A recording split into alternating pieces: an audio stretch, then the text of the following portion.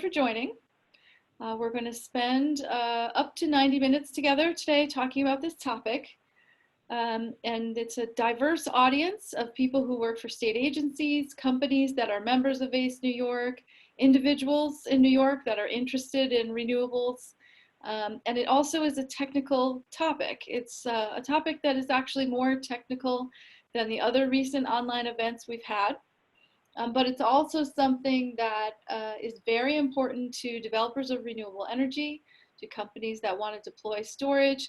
And we also think it's important to New York transitioning to a clean energy system and achieving the aggressive goals we have under our climate law.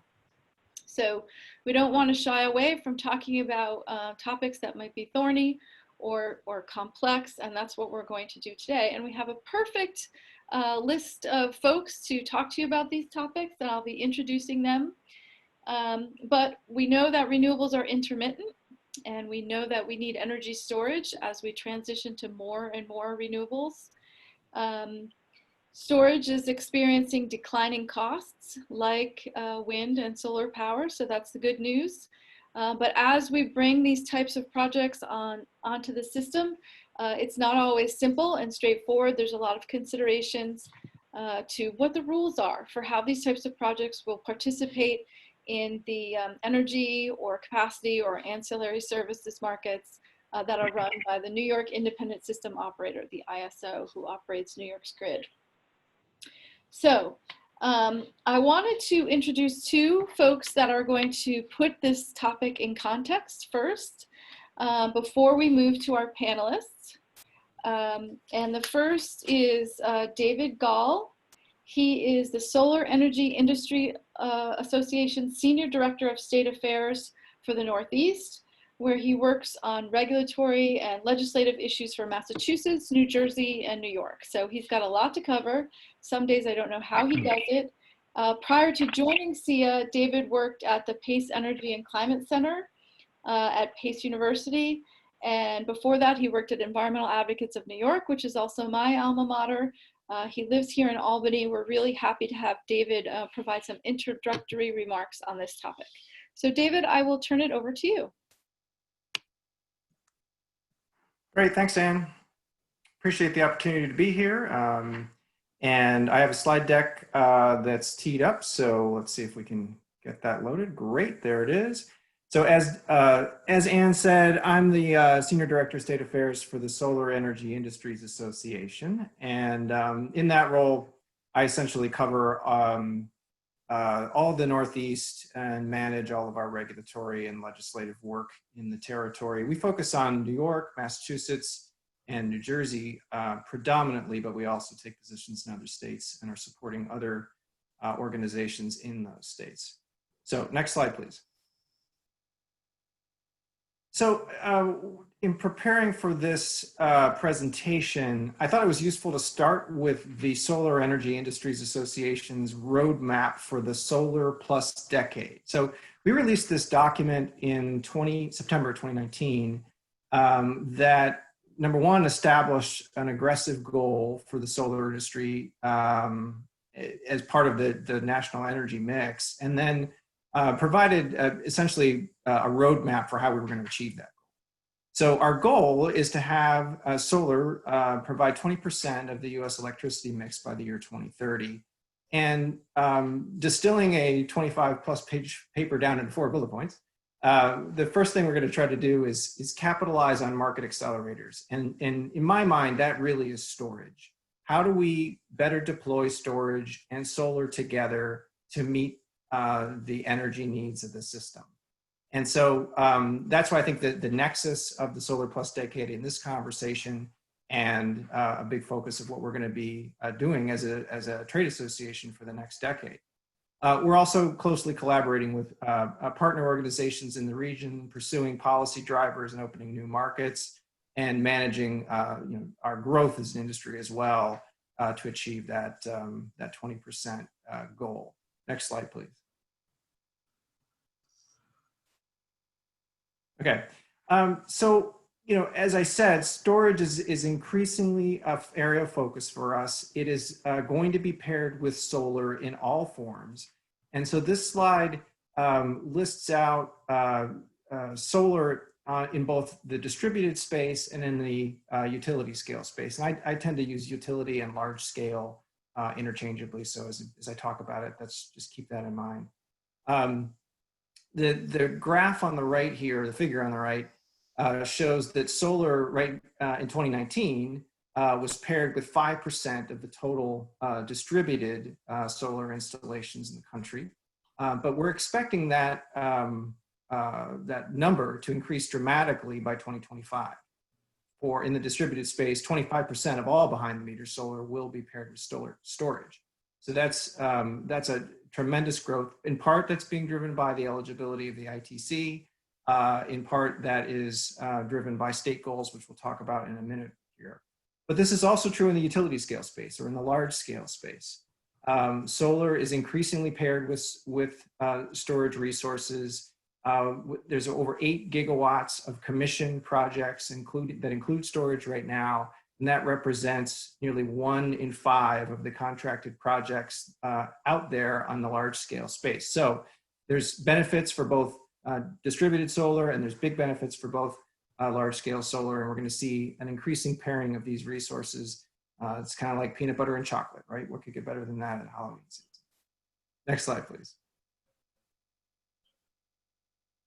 Okay, so what's driving the market development here? Well, in part, in New York, it's the Climate Leadership and Community Protection Act.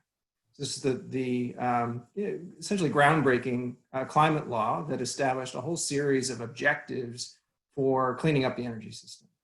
And some of those objectives include getting 70% of the state's electricity from renewables by 2030, having 3,000 megawatts of storage on the system by 2030, installing 6 gigawatts of distributed solar on the system by 2025, and then ultimately just reducing greenhouse gas emissions by 85% by the year 2050.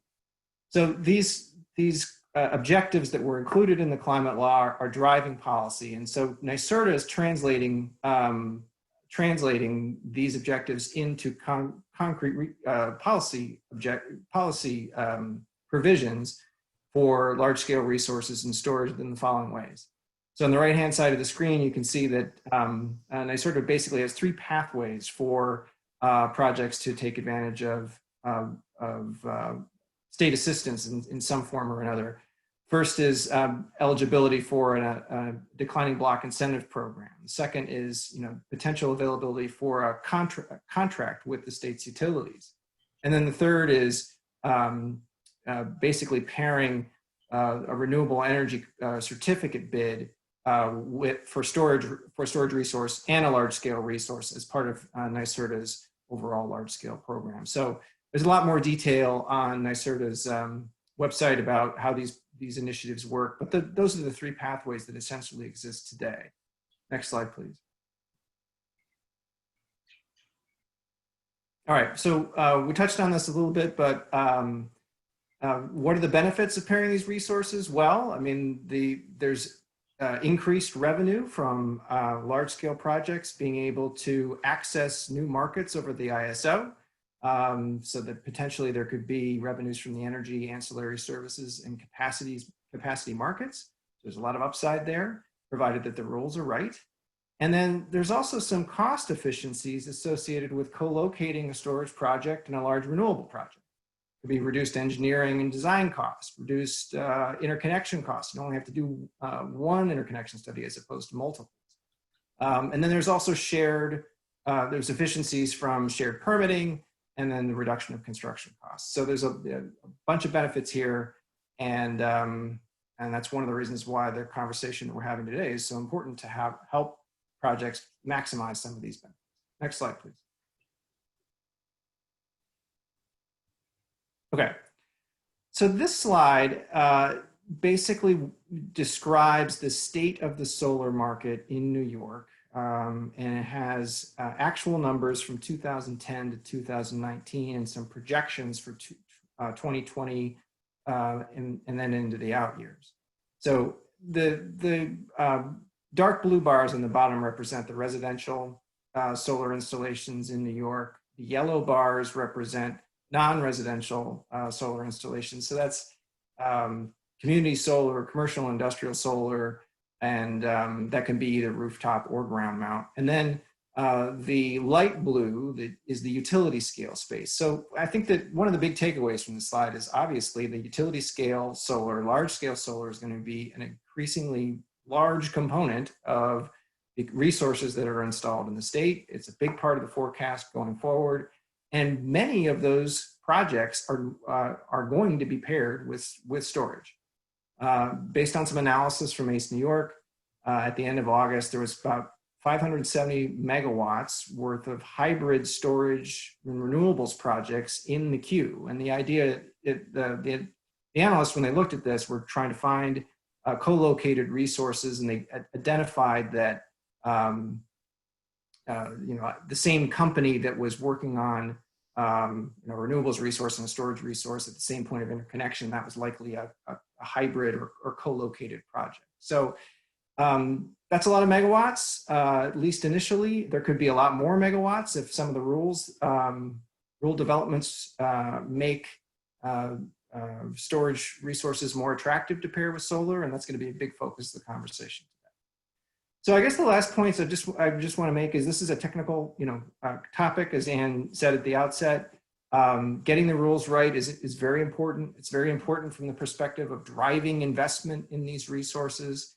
And if the rules are structured in such a way, the investment community will come and will help build the resources to meet the state's clean energy objectives. So with that, I'll wrap it up and flip it back over to Ann. Thanks so much, Dave. Really appreciate that. I do have a question of why that bar goes down in 2023, but we'll talk about that another day, I guess. We have a few questions in the Q&A. Several of them have to do with the availability of slides. So the slides will be available.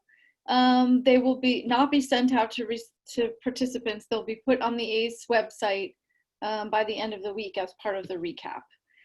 There also was a great question from Chris Carrick. Chris, I'm going to hold that to our panelists because I think they're going to be in a good position to answer that.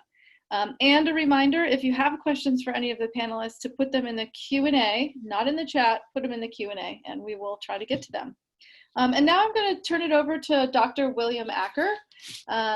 He is the Executive Director of New York BEST, which is the New York Battery and Energy Storage Technology Consortium. So many of you probably know Bill already. He is an active and influential voice in the energy storage industry for New York State. And when people are talking about storage, he's usually there. So we're happy to have him here today to give us a little contextual information as well. Thanks, Ann.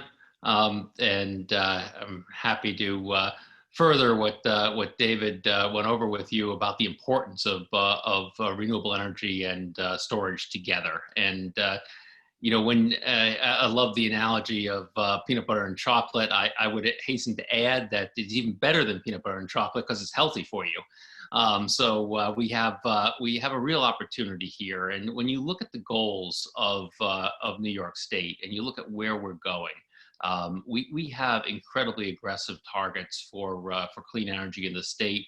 With the 70% renewable goal for 2030, less than 10 years from now, and the carbon-free goal by 2040. And the ISO has done some nice work starting to model this and look at it and look at some of the ramifications, as is NYSERDA and other organizations. And as you look at that, you're starting to see some very, very important needs. And a couple of those important needs have to do with the ability to actually deliver the energy. When we have all of these renewables on the grid, we need to get the energy to usable places. And on the simplest form, for people that are involved in solar, you're familiar with clipping of energy, that where solar makes more energy than it can export. Energy storage plus solar can capture that clipped energy. When you get one step further, where you start to get much more renewables on the grid, you start to have congestion pockets. And the Karas study at the ISO recently did a nice job of looking at this and looking at the fact that we're going to need to do things to get the energy out of the congested pockets. Putting energy storage with the renewables allow you to do that. Instead of moving the energy at rush hour, you move the energy off of rush hour, and you have what some people call virtual transmission. Even beyond congestion, you have the situation where we get to very high renewables on the grid, where you literally have overgeneration. Even if you had the transmission, you wouldn't be able to use the energy. Again, shifting the time allows you then to use the energy. So putting energy storage with renewables allows you to use more and make more energy. Then you have the fact that putting energy storage with renewables allows the products to be more valuable. It firms the renewables, smooths them out, but it also can make them dispatchable. It can allow you to make many, many other services that the ISO utilizes. And obviously, as you start to look at very high renewables on the grid, these other services become much, much more important. Flexibility on the grid is going to be pivotal. In fact, many people are starting to think that actually, we price everything around energy on the grid, but the value of flexibility is going to come up dramatically, especially in future years where the marginal cost of energy is very, very low. So our ability to actually get to these targets is going to be dependent upon reimagining the grid and making it much, much more flexible. And that's where energy storage comes in. The ability to do that and to really make the grid much, much more efficient. So New York Best is an organization, as Ann said, of about 180 companies, universities, and other people interested in advancing energy storage in New York State. We've been very, very active in the ISO processes around this topic because we recognize the importance. As you see from David's slides, you saw that we're making great progress in solar plus storage at the sub 5 megawatt level in the state. We now have the opportunity to make great progress at the larger scale. And the ISO's taken some nice steps in kind of the first stage of doing that. And I think about this in 3 stages. I think about it in co-located assets, then having true hybrids where it's a single entity bidding, but using some sort of simplified market rules so we can do it quickly, which the ISO latched onto and tried to push forward and hopefully will next year. And then the full utilization of all the benefits, the true complete hybrid. The ISO is moving rapidly with the co-located assets, and you'll probably hear a lot about that from our colleagues and friends this afternoon on this panel. Pete Fuller has been working very closely as an active member of New York Best, so some of his comments will frame a little bit about what we've been pushing for in the ISO discussions as we're involved in all these working groups and moving this forward. But we are very excited about moving forward the hybridization of renewables, particularly solar, but also wind and hydro and other renewables with energy storage to meet our clean energy goals of the state. So it's an incredibly important topic, and I'm really looking forward to the conversation this afternoon. Thank you very much, Ann. Thanks so much, Bill. Really appreciate it. Yeah, it seems like a lot of people are interested in the topic. I was just going to report that we have about 162 people listening in now. That was more than I was expecting. So thanks so much for joining us. And we can tell that ACE members and others care about this topic. And before I introduce the 3 panelists, which I'm going to do all at once, provide all the introductions at once, here's the things I forgot to say. This event is brought to you by AWEA, SEIA, ACE New York Best, New Yorkers for Clean Power, and also ACORE. ACORE is the American Council on Renewable Energy, and this is part of their Renewable Energy Jobs Tour events that they're doing in all different states across the country, highlighting the opportunity for renewable energy to create jobs in the United States, and also discussing some of the needs and barriers of the industry to get to the point where we can provide those jobs. So let me introduce our 3 panelists. John Brodbeck is the Senior Manager of Transmission for EDP Renewables North America. John is responsible for ISO issues for EDPR, and he directly represents them in the Eastern RTOs. So he's got a lot of different rules and acronyms to work on, not just working in New York's ISO, but bringing to us some expertise from around the country as well. He has a long history representing both utilities and generating companies in many of the RTOs. He's a mechanical engineer. He lives in Pennsylvania which means he's probably being subjected to many more political ads than anyone would ever be seeing in New York State around now. So we're happy that he's with us, and he's going to speak first. But let me also introduce Pete Fuller. Pete is the founder and principal of Autumn Lane Energy Consulting. Bill mentioned him earlier. When he retired after 30 plus years, retiring from NRG in 2018, he developed a consulting practice which is focusing on the role of FERC's Order 841 in enabling energy storage in organized markets, strategic business and regulatory advisory services to the energy industry, focused on, among other things, renewable energy and energy storage. So perfect nexus for today's conversation. And then third, Mike DeSocio, which many of you probably know. He is the Director of Market Design at the New York Independent System Operator, which operates New York's grid. He's been there for 20 years. He is in many different positions, but is currently responsible for the evolution of the ISO wholesale electricity markets, improving market signals and incentives for attracting and retaining resources to support New York's grid reliability needs and policy objectives, such as the renewable energy goals in the climate law. I have always noticed that Mike is just calm and graceful, even when people are yelling at him at ISO meetings. I very much admire that, and so happy he is able to join us today. So with that, I will first turn it over to John. Thanks, Ann.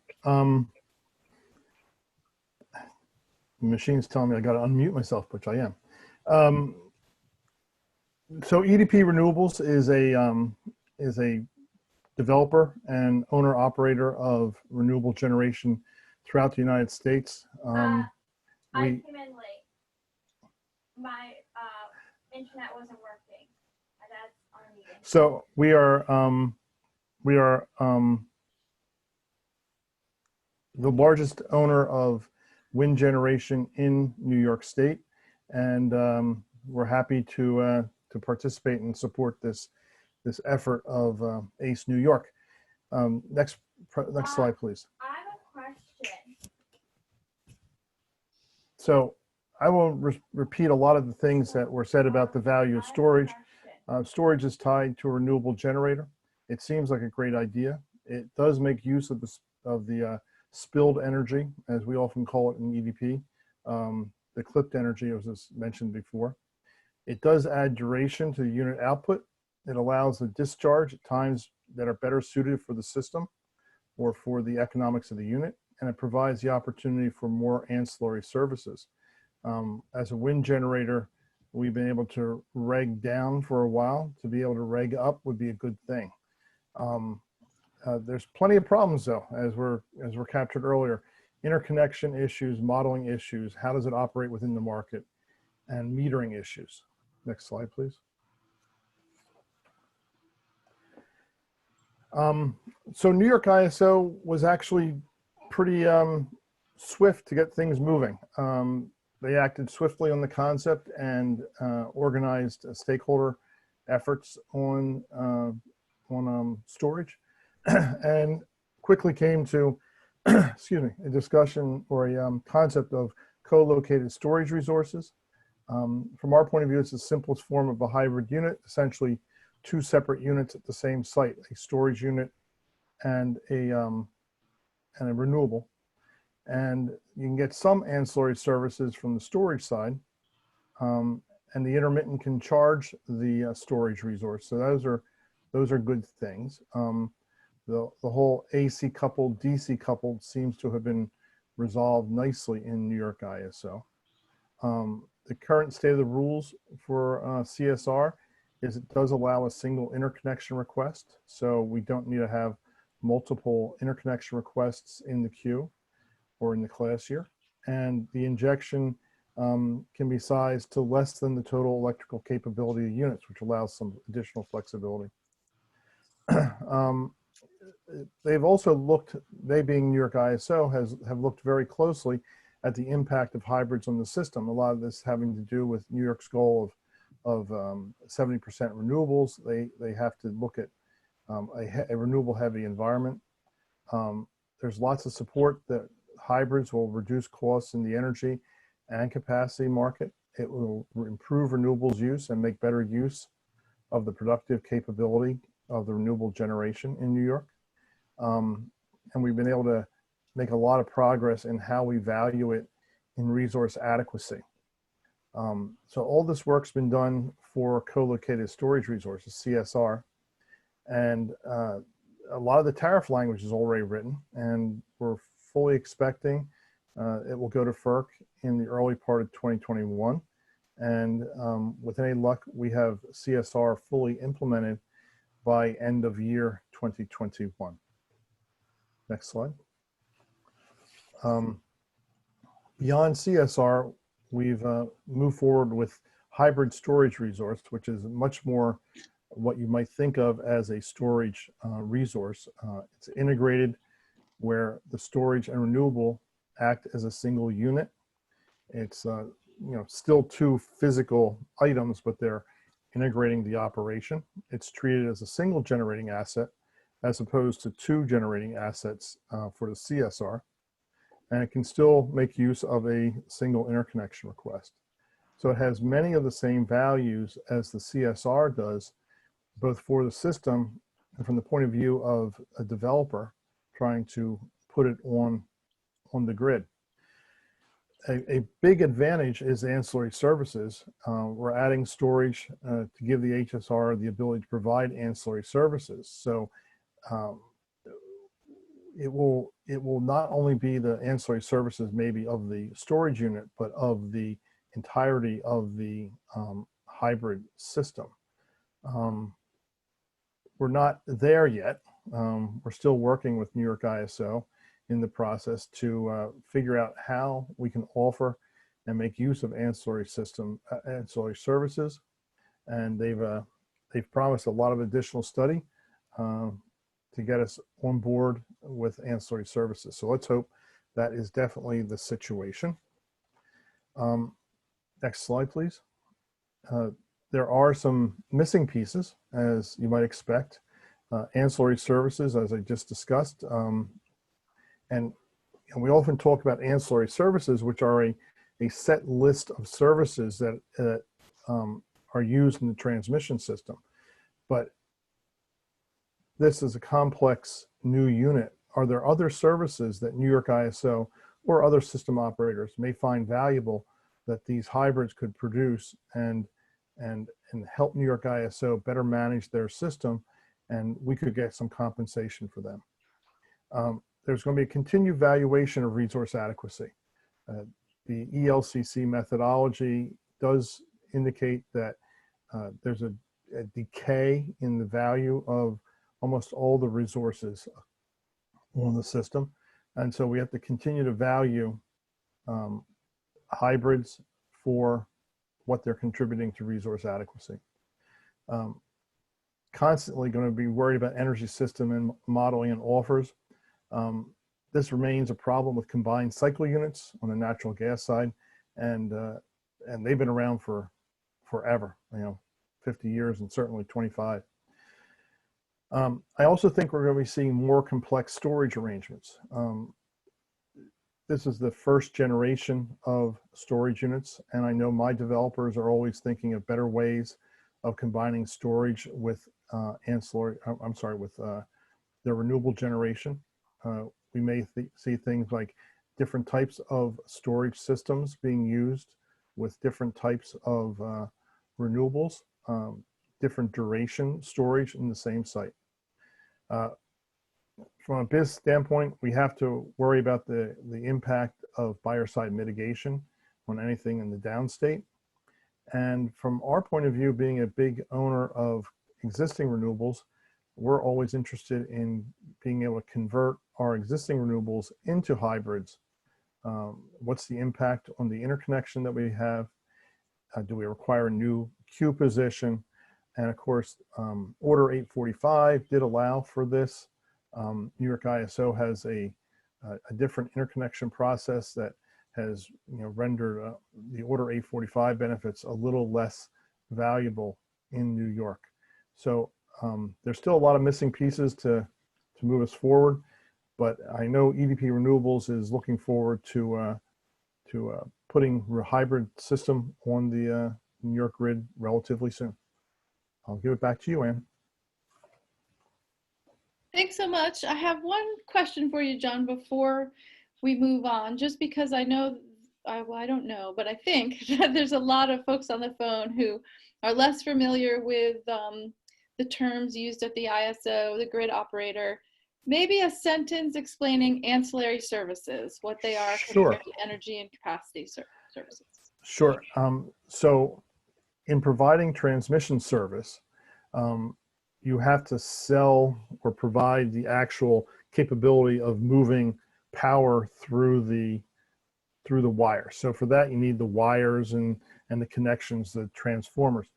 But to keep that transmission system in balance, you need a variety of other services. You don't want you don't want voltage to go astray. So you need reactive power.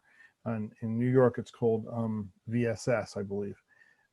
You need an ability to balance the system on a minute-by-minute basis, because, you know, we're talking about storage, right? Until a few years ago, the trick of the electric system was it always had to be in balance, you know, quote, in every minute. So there was a need for balancing services of every type. So supplemental reserves and the ability to bring up generation or to bring down generation to keep generation and load in perfect balance. Does that help, Ann? It does, yes, thank you. I just thought maybe there'd be folks on the line who want to think about how the battery is also providing more than just the energy it's discharging, but these values to the grid that the grid needs to operate safely and reliably. A battery, I think, can provide great ability to provide reactive support, faulty support. It can provide a lot of value in balancing the regulations, it's called, right? Regging up and regging down the system. Okay, thanks so much. Thank you. So Pete, I'm going to turn it over to you. All right. Can you hear me? I can, yep. Okay, good. I got the mute right, which is, that's a trick for me today. First of all, thanks very much to ACE New York and all the other sponsors who are putting this event on. I think it's a very timely topic, obviously, and really appreciate the invitation, the opportunity to be here. Autumn Lane Energy Consulting, as Ann mentioned in my intro, is a company. It's about two and a half years old now, almost going on 3, I guess, since I left the independent power sector at the beginning of 2018.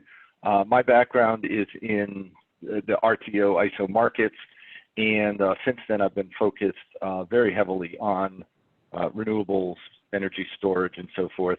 I am representing a number of clients across the 3 Northeast RTOs that are developing standalone solar, standalone wind, standalone storage, distributed resources, and various combinations of those things.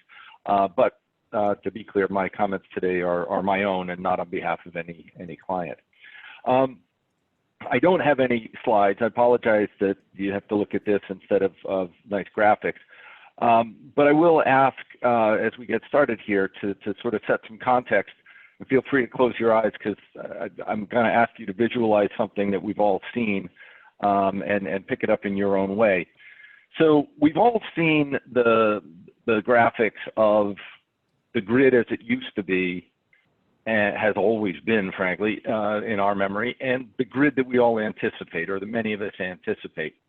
And I can think of dozens of examples of this, but typically on the left side of the page, there's the old grid, and it's got a linear sense to it. You've got a power plant, typically with big smokestacks or big cooling towers. You've got some big high-tension transmission wires, a substation, and then it goes down to loads. And it's very much that linear, one-way kind of approach. It's got centralized power plants, and power pretty much always flows one way. As complicated as that system is, it was reasonably predictable, and we have a pretty good handle on how that works. The right side of the page, and this varies by the organization, the individual putting this together, but it's going to be much more complicated yet.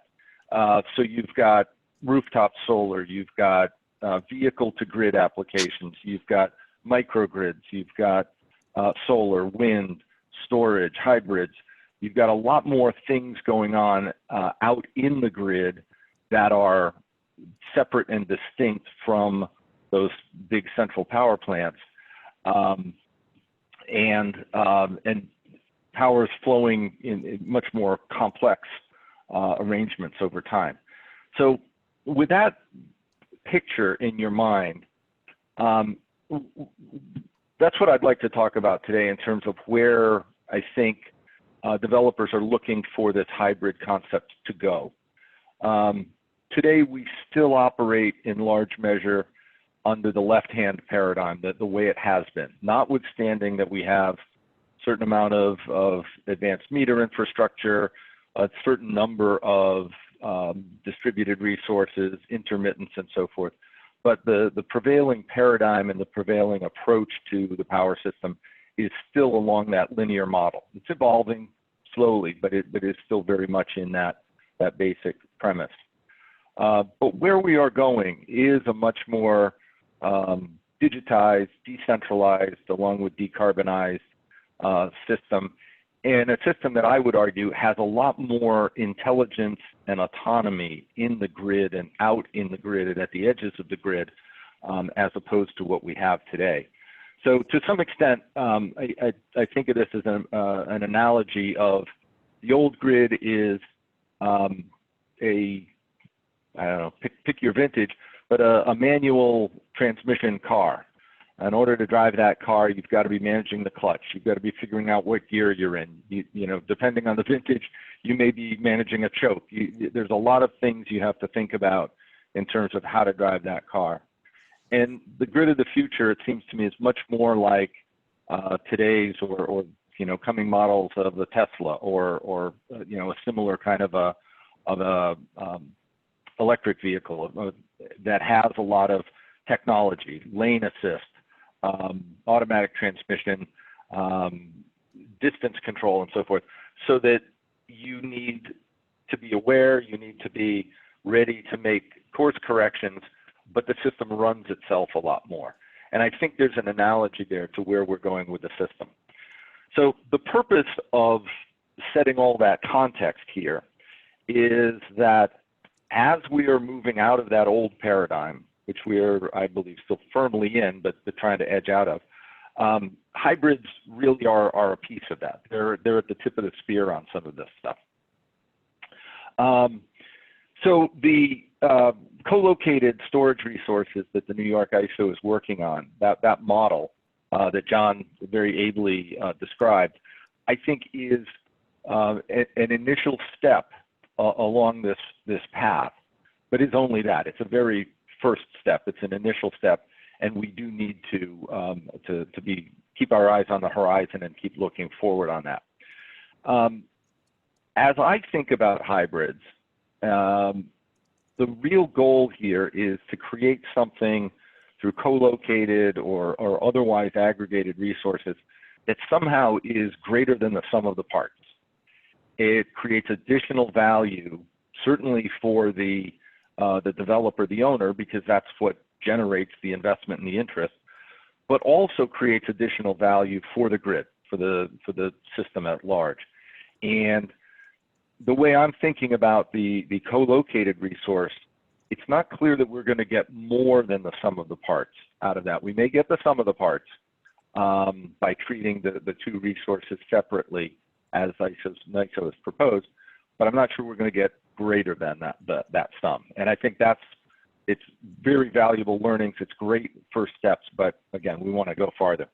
I won't go into some of the other issues that I see as you know, potentially causing that with a CSR, but let me keep going. The hybrid storage resource, as NYISO is calling it, the HSR, that would be sort of next generation hybrid, has, again, is a further step that takes these two resources and really does bring them into one, bring them behind one point of injection and create one schedule for them. And I think the big challenge there is going to be moving into this new paradigm a little bit more, wrestling with how we can actually allow that to act in a way that is greater than the sum of the parts, again, from the point of view of the developer as well as the value to the system, and not restrict it, this combined resource, into the old paradigm by insisting on very precise control of things that really are not controllable. And that really doesn't take into account the, I think in FERC's words, the physical and operational characteristics of the resource, be it storage, be it an intermittent, and so forth. So I think we need to work on finding new pathways to that balance. So let me see where I am in my notes here. So that is yet another step, the HSR that NYISO has proposed, and I think it, again, provides value, but it's going to raise some really tough and important questions that we need to work through. I've been thinking about this for a while, and I think there is another next step that we could take in parallel with the HSR or even before the HSR, which is really to adapt the intermittent participation model that exists today for wind and solar with do not exceed dispatch, for example, but that takes the concerns that many people have always had about solar and wind, be that they are intermittent, they're not dispatchable, they're not really controllable, they're a bit unpredictable in terms of their ability to provide capacity when you want it, pair them with some storage and allow that storage to augment the intermittent and make it really a better intermittent. And again, that's where we get some added value. If we require that combined resource to act like a fully dispatchable resource, and I'll get to that in a second, I think we really diminish any value and really create a barrier to it.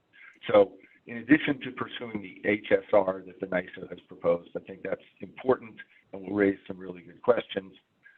We would like to add, I would like to add an intermittent resource model into that conversation. And then to look really far down the road, really once we've fully realized the right side of that diagram in terms of what the system looks like, I think what we were talking about maybe is in some ways coming back full circle in some respects, that a hybrid resource could be configured such, behind the point of injection, could be configured in such a way that it actually looks like the traditional power plant that we had on the left side of the page with a smokestack and or cooling tower or what have you. In other words, it is fully dispatchable, fully capable of providing all the services, probably in a better way than those old power plants, more reliably, more efficiently, more flexibly, but really has all of those characteristics. And that might bring us back full circle to a place where the NYISO or any RTO can feel that they have a really good finger on the pulse of it. But in the meantime, and I think as a general matter, we're going to see the grid move to a more autonomous realm, and we need to work with the RTOs to get there. Having said that, let me make one last point about that future world, and really all the way along. I think it's very easy for us to to think about a hybrid or a co-located, what have you, as one configuration.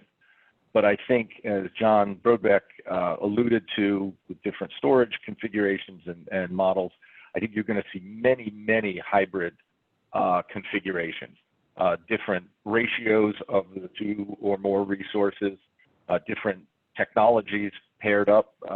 There's a lot of talk about pairing combustion turbines with storage as well as intermittents with storage. So I think we need to keep an open mind in terms of what that aggregation looks like or what that hybrid looks like, and be aware that we need to be either creating multiple models or create a model or a set of models that are flexible enough for lots of different parameters, lots of different configurations. So let me turn it back to you, Ann, and I'm looking forward to the Q&A.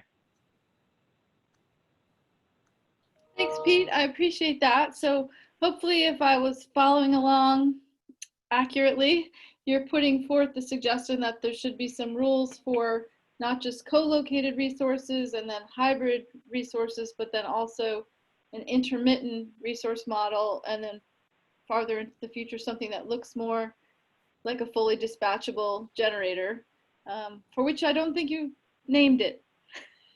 What should we call that one? You think about that while we're putting on.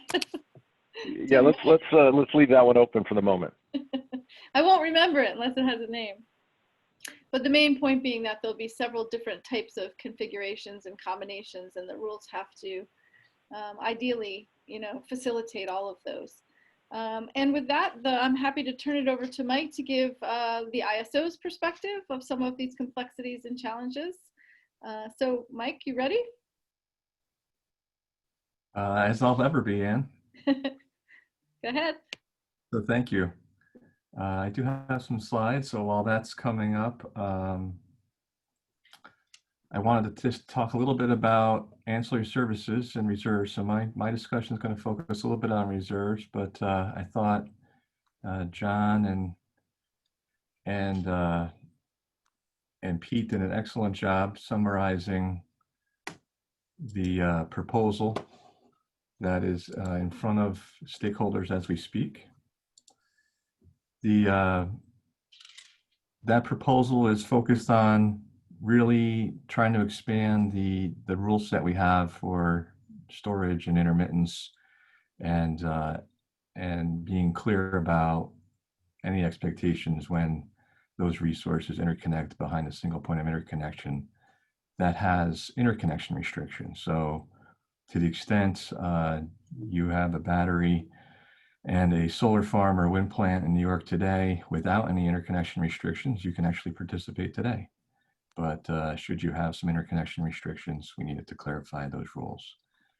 But as we talk about the value stack, and we talk about, what does it mean for hybrid resources, in particular the co-located model to provide ancillary services, there's probably some level setting that I thought would be helpful. And when we think about reserves and ancillary services, really what we're focused on is carrying additional capability, mostly in the form of ramp capability, to meet the needs of the grid in a short period of time. So we'll carry a bunch of different products. We'll carry 30-minute reserves. We're looking for resources to inject an additional amount of energy based on that additional capability within 30 minutes. You might be able to provide 10-minute reserves, and we're again looking for that call on energy in 10 minutes or less, or synchronous reserves, where we expect that resource is already synchronous with the grid and can quickly just respond again in 10 minutes or less. And we carry these things for a couple of reasons. We carry them because we have to deal with what happens on the grid when things don't go well. And so the two main reasons we focus on having reserves is to deal with a loss of supply or a resource where we need to fill that gap back in a quick manner to make sure we're not leaning on our neighbors. And we also carry reserves to deal with transmission contingencies. So to the extent we do lose transmission equipment, and that creates overloads on other transmission equipment, we need to get that equipment back under limits as quickly as possible so we don't damage it. It is very difficult, as those of you that lived through hurricanes and severe storms where the transmission system gets damaged to restore power quickly. And so most of the operating standards that we have are designed around protecting that equipment so that we don't damage it, and we don't end up with a situation where we can't serve customers. That's really the goal of the electric grid. So there's various standards, and the NYISO is uniquely situated. We have 3 electric reliability organizations that provide guidance into how the ISO operates the grid. That's the North American Electric Reliability Corporation, NERC. That is Northeast Power Coordinating Council. That's a council that oversees the areas of New England, New York, and parts of Canada. And then New York State Reliability Council, which is focused just on the state. So we'll start with NERC and we'll work our way through the various standards just really fast. You don't need to memorize these slides. These are for our operations folks to memorize, not for you all to memorize. But overall, the purpose of these standards are to, in particular, this one here, the NERC one, is to create expectations on how we maintain gen load balance of the grid, or supply and demand balance of the grid. And so this is one of the standards that drives the need for reserves. Another standard that drives the need for reserves is how much time do we have to restore that gen load balance. And New York State Reliability Council tells us we have 30 minutes post contingency to deal with that issue and restore the system. So that's another standard. Northeast Power Coordinating Council has additional standards that tell us what we should expect from resources that are eligible to provide these reserves. So it is MPCC that tells us that the reserve supplier must have an energy duration of at least 1 hour. And we do this, and we manage all of these standards through either market rules or business practices. The way that we go about managing this stuff is that we'll have eligibility criteria for resources, or we'll have bidding expectations for resources that are eligible to provide these services. And so to date, I'll call them conventional resources, not traditional, but conventional resources, manage their expectations and obligations through their offers. And we monitor for that. And when that is not occurring, we'll reach out to them and we'll consult with them. And in worst case, we'll refer them to FERC OE, or the enforcement office of FERC. When we think about non-traditional or newer types of resources like energy storage, we have better information that helps us also understand the capability of the resource. You think about storage, we will understand the amount of energy that asset has in its tank, and by knowing that, we can then better dispatch that resource in a way that complies with these standards. So we talk about standards. Really what you all want to know is, well, what does that mean for hybrid resources? How does this matter to me or my project that I'm thinking about building in New York? And honestly, I think Pete had said it best. What we're trying to do is take the sum of the parts and make sure that some of the parts is best represented in this first model. So let's take a step back and let's talk a little bit about what we expect from storage. Today, with the existing storage rules that went into place about 6 weeks ago, the market design will not award reserves to ESRs that can sustain energy output for at least 60 minutes. And when we do issue a reserve award, that reserve award is based on the energy in the tank and its ability to provide that energy for a continuous 60 minutes. So, you know, that's one thing we need to know. The other thing we need to know in New York is that we have an intermittent power resource model, IPR. This is what a traditional wind plant is using, and what a in front of the meter solar resource would use. We have one of those in the market right now, but we have many wind resources in the market today. And because those resources are dependent on the weather to provide energy, we don't know that energy can be sustained for 60 minutes straight. And so therefore, those resources are not today eligible to provide those reserves. So now when we bring these two resources together, we needed to think about how to best manage that. And we're thinking about this in context of two different models. And I think you've heard a little bit about the two models. I think about them as a co-located model and an aggregated model. And I think overall, when you think about an aggregated model, that's probably more of a hybrid-like model that many folks have been talking about.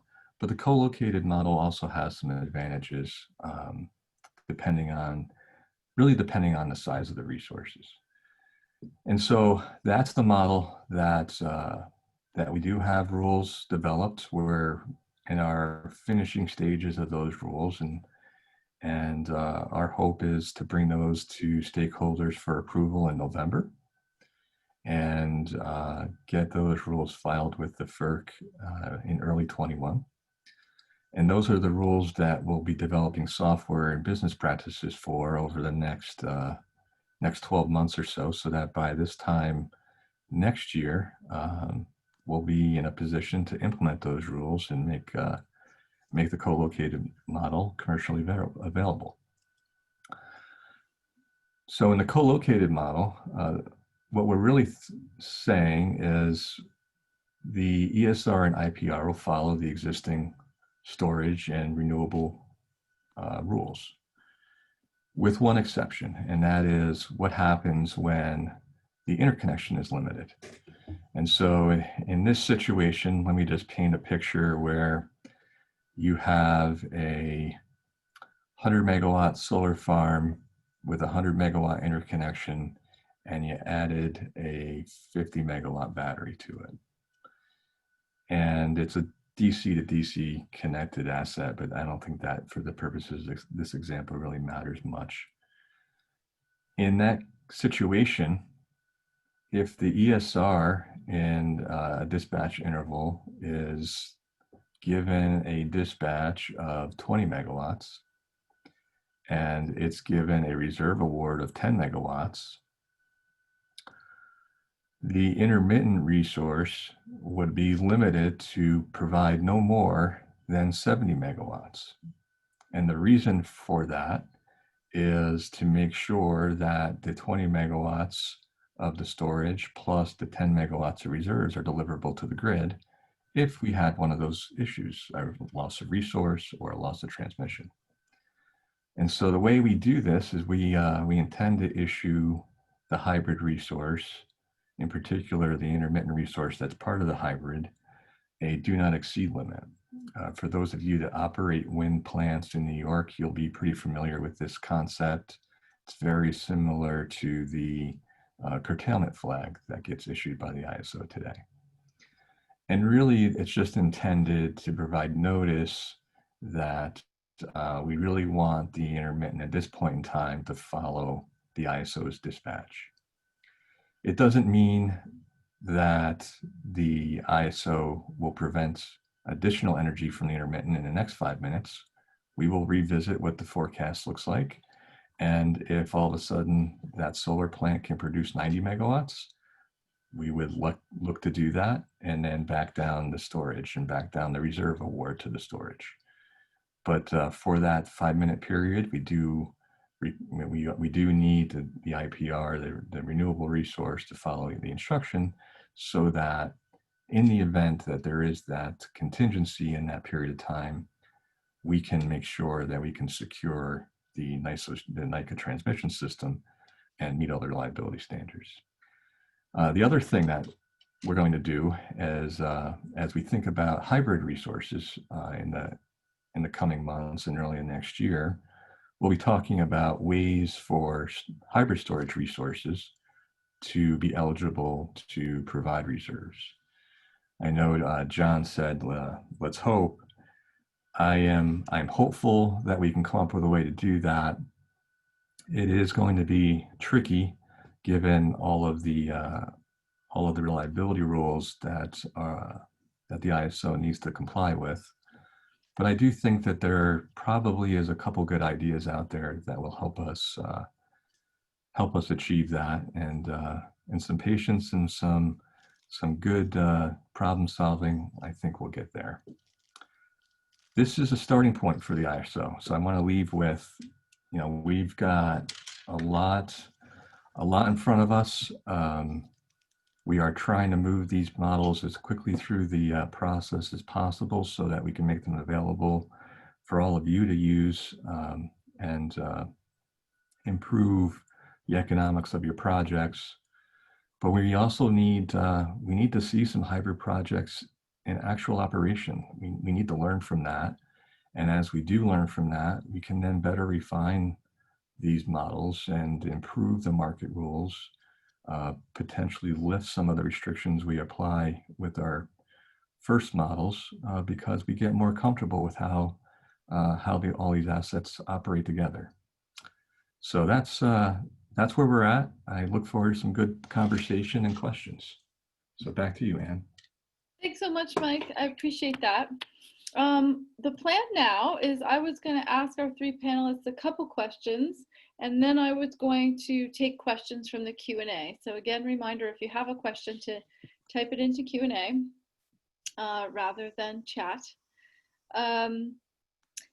But for my question, actually, I think I'm going to see if Pete or John want to respond to what Mike just walked through. I mean, if I could interpret it as a layperson, I would say that the fact that the ISO has an incredibly important job to keep the lights on, and there's a lot of very detailed rules that they must adhere to make sure that this happens, and they're trying to marry that responsibility and those rules with the world's interest in moving towards renewables, and specifically renewables plus storage. So I might want to ask first Pete and then John, if you want to respond to what Mike has laid out, and how that interacts with what you're recommending in terms of the grid moving to a more autonomous system in general, and to several different models of storage plus renewables specifically. Sure, I'll take that up. And I think you summarized it quite well, Ann. I think it's, the NYISO is appropriately focused on the reliability issues that they're entrusted with and are responsible for. And again, with good reason, they're being careful and moderate and deliberate in how they move forward. And I guess I would pick up on Mike's point that he sees this, where we are right now as initial steps in this direction, and would heartily support that. And I think it's a shared evolution we all have to go through to learn how best to manage those reliability requirements.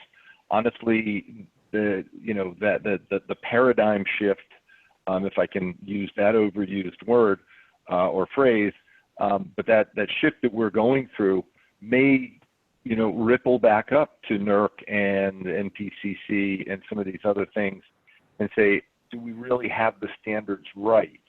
And considering and changing any of those things is going to be a very lengthy process. But I think we are really fundamentally remaking the grid, so I don't think any of those things are off the table to reconsider the standards that we operate by. But having said that, the standards that exist today, and I think Mike and his team are doing a good job of trying to understand what the desires and the real objectives of the hybrid developers are, and marry those up with NYISO's responsibilities. And again, I think there's going to be a lot of give and take and a lot of iterating over the next, who knows, years, decades, as we move forward on this. Thanks, John. And I'll second everything Pete just said, but it reinforces in my mind why I was very happy I never spent a lot of time in the system control room. This is all new from the point of view of operating the system. Clearly, New York ISO and the other RTOs have a highly important societal task, which is to keep the lights on. This is all new. Making sure it integrates with their systems, making sure they know how to operate it is all critically important to the success of New York ISO. And we all share a responsibility to make sure they have the information they need. When Mike said that he was interested in having a couple of these units on the system to gain some experience as to how they would actually operate, I have to second that as well. The faster we get them in the system, the happier my organization will be.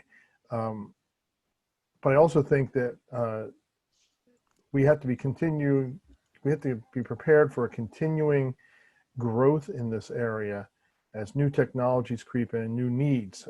If we look at the West Coast, they're talking about long-term storage. We're fighting over 4-hour storage value here in the East, and they're looking for multi-week storage. How do we integrate that into the system? When do we integrate that into the system? How does that interplay with Mike's market and his system operators? It's always easier to talk about things that are going to be 20 years in the future when you're not going to be here 20 years in the future. So I'll leave it with that. Thanks for that. Listen, since you brought up how they're looking at different things in the West, I wanted to ask if any of the three of you want to reflect on how New York is tackling this question compared to other RTOs around the country. Are we ahead? Are we behind? Are we different? Anyone want to take that one on?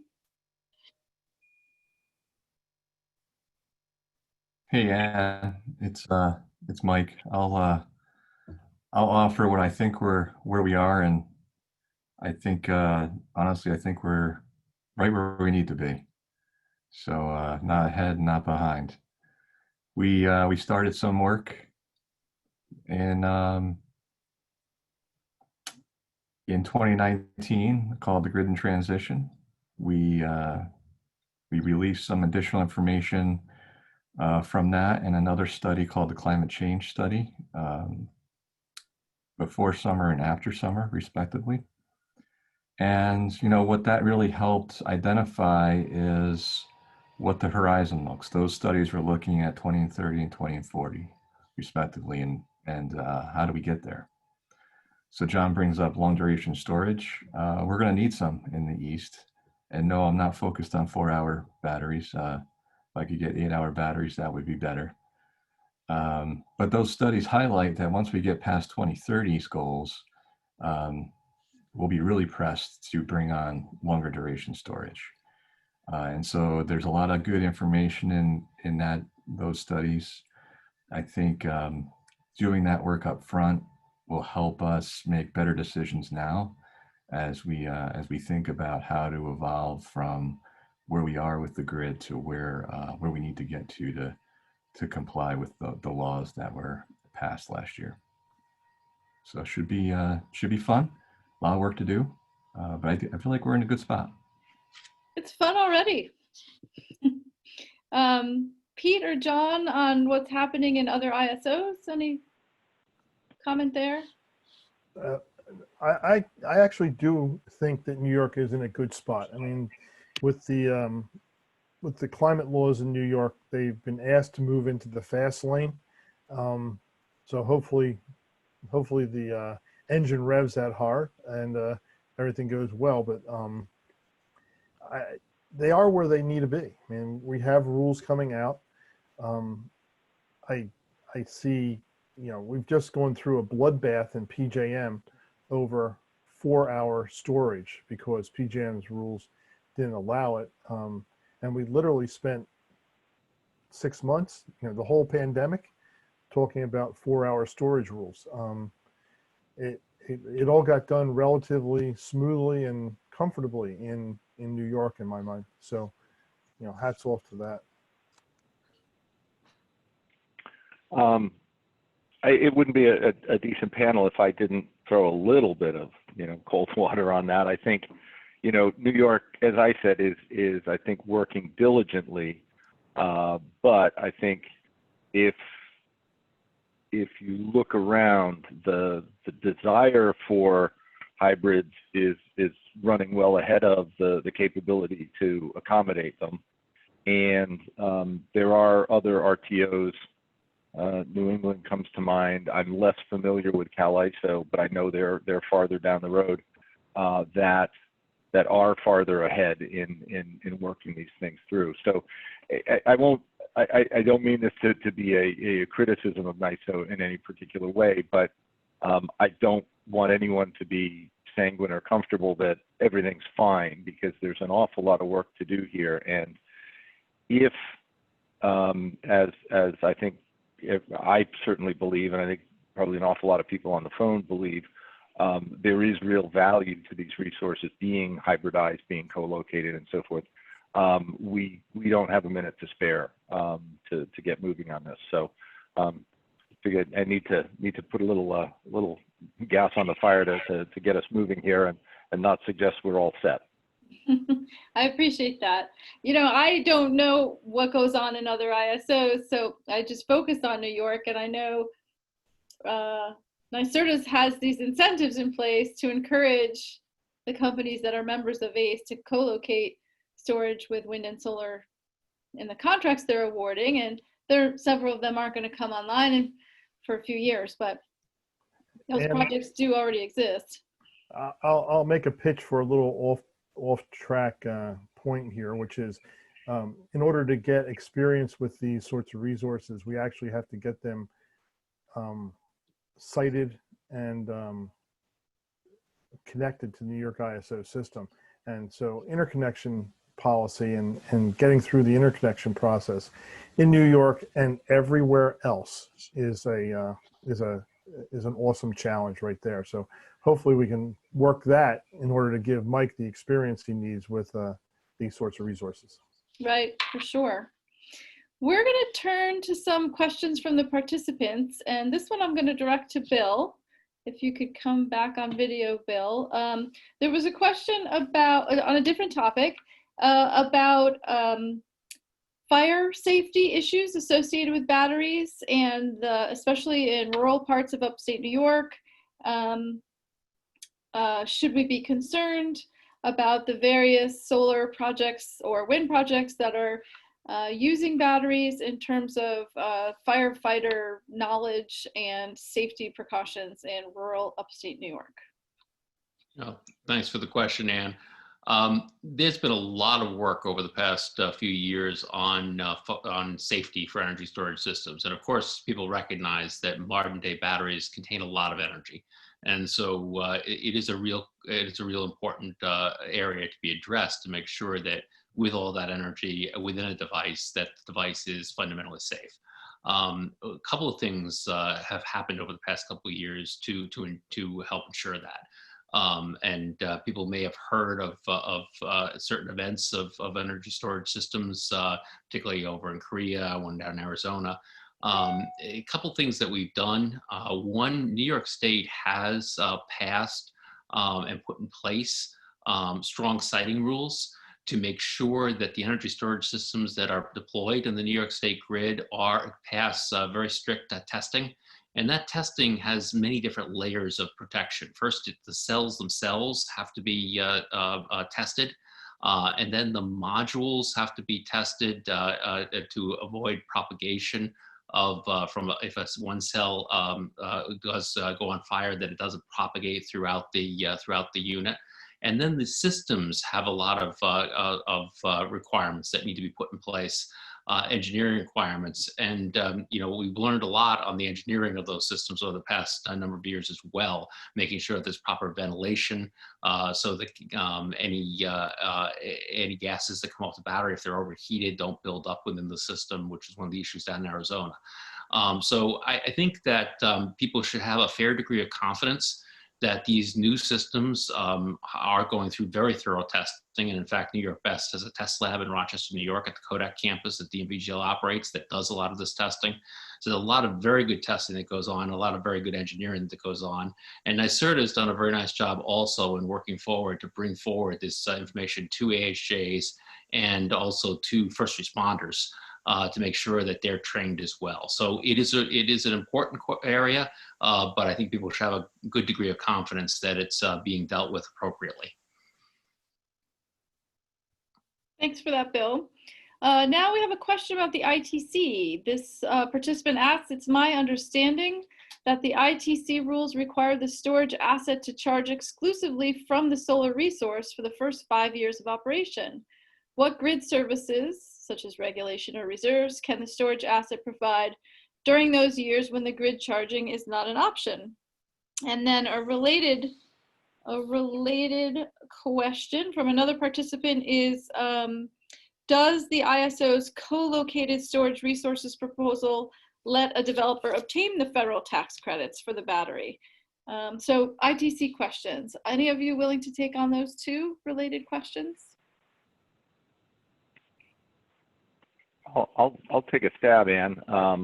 Not exactly my area of expertise, but based on what I've been able to learn and observe in looking at these resources and talking with clients, the ability to access the ITC probably is not going to be a problem. It does require some management, some documentation of how you're managing the charging of the resource, but I think if it's a desire of a project developer to get the ITC, I think it can certainly be done. The issue of what services can be provided, subject to check on regulation, I think you can provide really anything that the storage side is technically capable of, and I think even the charging there is not going to be a problem in terms of jeopardizing ITC. So I think other than the major charging of the state of charge as opposed to more of a charge neutral operation for regulation, I think the battery would be fully engaged in the market. Okay, thanks. Next question. Maybe this is for John. NYSERDA's latest tender for the large-scale renewable program asked the proposers to demonstrate the benefits of their project in terms of embodied carbon. That's a new addition this year. Does the addition of storage provide more benefits in this regard? Meaning, does adding storage make the case that you're further reducing carbon emissions? I think that's I don't want to get ahead of my own words. It seems like an easy case to make because, almost always solar is oversized on the DC side in order to provide a better form to the grid, more of a block-like form. And if that energy capability is being put into a storage unit, you're getting more megawatt hours out of your site that are renewable. So that seems like an easy way of giving evidence that the storage is making the renewable site more productive and hence getting more value from the non-carbon resource. Thanks, John. Appreciate that. I think that new element of the RFP was meant to address carbon embodied in sort of the supply chain. but it's interesting that the interaction with storage as well. We have a question about how about storage co-located with already existing and already interconnected renewable resources like hydro? And a related question is how many of the existing or under construction wind and solar projects do you expect would later add a battery on site? Any of you want to tackle those two paired questions? I'll take a shot at that. I mean, we have 700 megawatts of wind in New York, plus or minus, and our plan is that at some point in the future, we would be adding storage to most of those sites. I think that many renewable sites, especially solar sites, are going to be wanting solar either as part of the original design or added on at a later time. Hydro, you've heard about, as Pete mentioned earlier, natural gas plants talking about adding storage to their units. I think you'll see storage being added to a large number of units. You'll also see my 17-year-old bouncing around behind me. And so you'll see a lot of that stuff being added. Our concerns are, of course, having to go back and getting it resized for interconnection, making sure that that interconnection plan can be done expeditiously and get online quickly. Hopefully that answers some of that question. If I could add to that, I think certainly the desire is for a large percentage, both of new projects coming on, as well as existing, hydro, wind, solar, what have you, projects to be looking to add storage to them. But I think this goes back, it's a conditional answer, I think, because it goes back to my observation about the sum of the parts.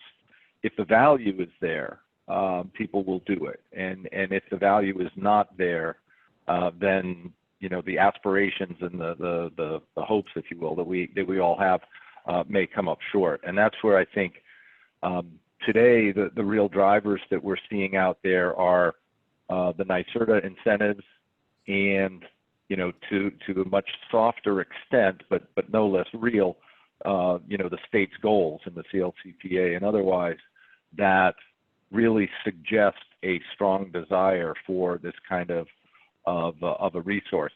But a lot will come down to the work of Mike and his team over the next few years as to whether the value can really be found and realized in the NYISO markets.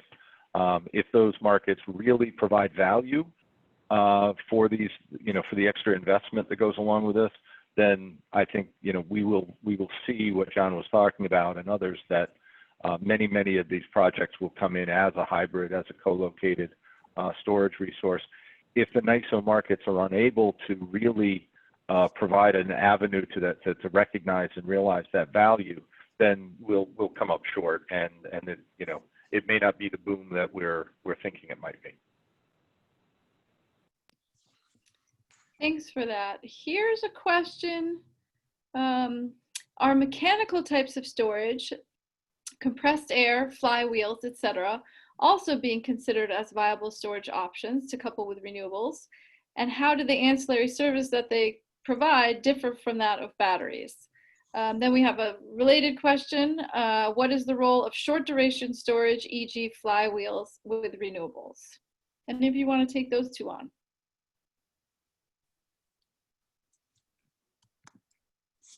Yeah, and I'll take a go at that. So the energy storage rules that went commercial at the end of August are technology agnostic. Really what those rules were focused on were storage technologies that are dispatchable. So depending on the capabilities of the technology, let's use compressed air as an example.